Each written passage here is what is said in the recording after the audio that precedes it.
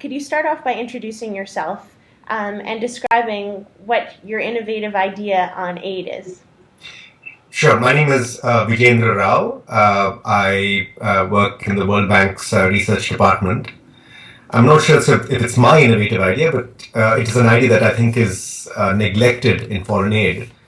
And the basic point is that aid is not just a matter of transferring money or transferring money to the right country, or it's really about taking that money and turning it into something on the ground. It's a problem of implementation. And implementation, when it's done on a small scale, when you're trying to sort of do something for a few hundred people, that's relatively easy and you can do that relatively well. But it doesn't have much of an impact. Impacts start happening when you start doing things on a large scale. And when you start doing things on a large scale, you have all kinds of problems. The first problem is identifying the needs of people and making sure they get what they need, because the needs of people are going to be much more variable with a larger number of people. That's one problem. The second problem is a problem of information, knowing what to do where and how to do it, right? And the third problem is, broadly a problem of capacity that, when you're doing a small project, you can select a few really good people to implement it for you. When you have a large project, you have a number of people you have to hire, and not all of them are going to be good. So you're going to have a lot of sort of variable quality in project staff. All of that makes it much harder to do projects on a large scale. So the idea basically is to focus on the mundane. And what are the two mundane things you got to focus on? One is monitoring. That is to sort of make sure that you have enough systems in place, enough data collection systems in place, so that you understand what is actually happening to the money you spend and what sort of difference that money is making. Yeah. Is it tracking beneficiaries? Are you making sure that they get better in whatever criteria you're trying to use over time? Doing what's called process monitoring, understanding how your project staff are working, what mistakes are they making, who's doing well, who's doing badly. And perhaps most importantly, being open to the possibility of failure. I mean, large projects are very, very, very complex things. And, there's usually a lot of pressure on project staff to show success all the time. Whether it's an NGO or a government, everybody wants to show success all the time, but it cannot happen and it does not happen. And what happens when everybody's pretending that everything is fine is that you never learn from your mistakes. You never know what goes wrong and what does well. So you really have to be open to the possibility of failure and allow failure to happen and to be observed.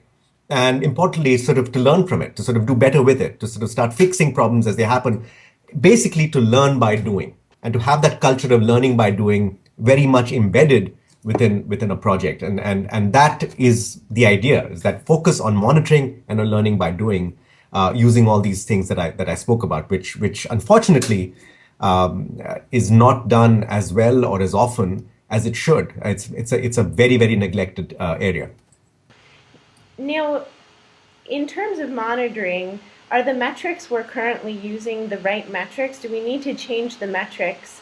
And secondly, how do we embed in those institutions, change the culture so that failure is accepted, so that when a organization or a project asks for money, it is okay to show that I succeeded in X, Y, and Z, but I failed in this other area? Right. So those are both good questions. On the metrics, I mean, look, the metrics are going to be different depending on the project and depending what your objectives are. Yeah. And what a metric is,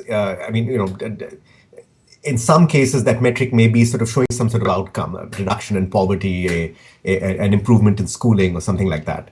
It could also be sort of showing difference in process, that women are getting more empowered, they're more able to, go on their own to the market, something of that kind. But also, in addition to showing those things, you have to look at sort of changes as they happen. How did you reach from point A to point B? That's another version of process. And understanding those processes, that needs more qualitative data. It's not really a measurement as much as understanding of process via qualitative data. So there's a whole bunch of different issues with metrics that need to be more carefully thought through. That are actually, people don't pay much attention to it, as I said.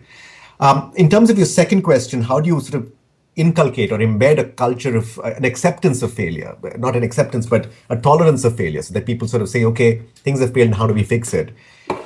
That's a problem that goes right to the top. In the NGO world, NGOs have to keep showing success, otherwise people don't give them money. But I think folks like you and me who give money to development projects, out of our private funds, need to accept the fact that sometimes that projects that tell you, look, it didn't work here and it worked there, are the ones that are actually worth supporting because they're being honest. And that needs to be, I don't know, propagated, needs to be written about so that people learn that that's the way you judge a good project. And similarly in governments, I mean, any project that tells you everything is hunky dory all the time is lying. Those projects are in fact probably not doing very well. That sort of idea has to be brought into people's heads. So this will be a public education campaign. This will be a government education campaign.